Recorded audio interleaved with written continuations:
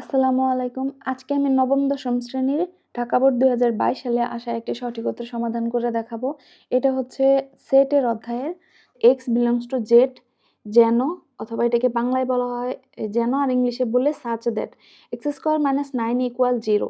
এই যে এটা দেওয়া আছে, এইটা আমাদের সেট গঠন পদ্ধতিতে দেওয়া আছে। এর তালিকা পদ্ধতি আমাদের প্রকাশ করতে হবে। তালিকা পদ্ধতি হচ্ছে এই সেটের উপাদানগুলোকে যদি একটার বেশি উপাদান হয় তো সেকেন্ড ব্র্যাকেট দ্বারা আবদ্ধ করে কমা দ্বারা প্রকাশ করলেই সেটা হবে তালিকা পদ্ধতি। যদি একটা থাকে তাহলে কোনো কমা হবে না, জাস্ট সংখ্যা হইতে পারে, চলক হইতে পারে, যে কোনো নাম হইতে পারে। কিন্তু যখন সর্বনিম্ন 2টা উপাদান হলে আমরা মাঝখানে কমা ব্যবহার করে আমরা এই তালিকা পদ্ধতিতে প্রকাশ করি। x belongs to z, এই কথাটার মানে হচ্ছে x এর যত মান বের হবে, অর্থাৎ এই সেটের যে উপাদানগুলা, প্রত্যেকটা উপাদান হচ্ছে x, এই x এর মানগুলা যা হবে সব মানগুলাই z এর ভিতরে থাকবে। তো জেডটা কি?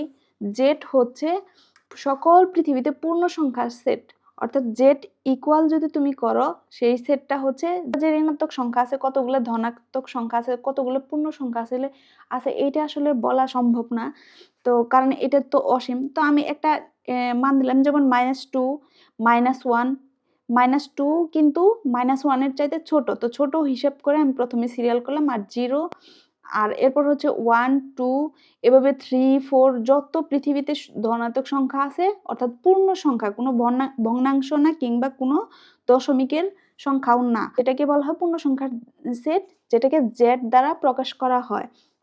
এক্স এর মান, যে মানটা বের হবে সেই মানটা হয় ঋণাত্মক হবে নাহলে ধনাত্মক হবে, কিন্তু কোনো ভগ্নাংশ হইলে নেওয়া যাবে না। কোনো রকম যদি দশমিক আসে অথবা বর্গমূল সংখ্যা আসে তবুও নেওয়া যাবে না।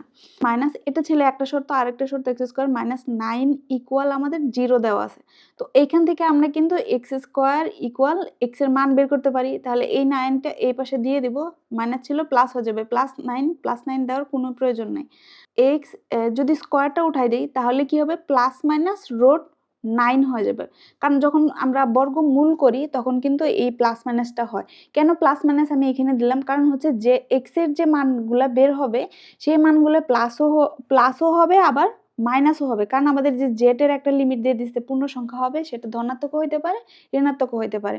তাহলে সুতরাং x ইকুয়াল প্লাস মাইনাস বর্গমূল করলে আমাদের হয় 3, অর্থাৎ x এর মান কয়টা আসলো, একটা +3 আসলো আর একটা -3 আসলো। তো এই যে +3 আর -3, এইটাই হচ্ছে আমাদের, যদি এই সেটটাকে আমরা হিসাব চিন্তা করি তাহলে কিন্তু আমাদের এই নম্বরটা সঠিক উত্তর।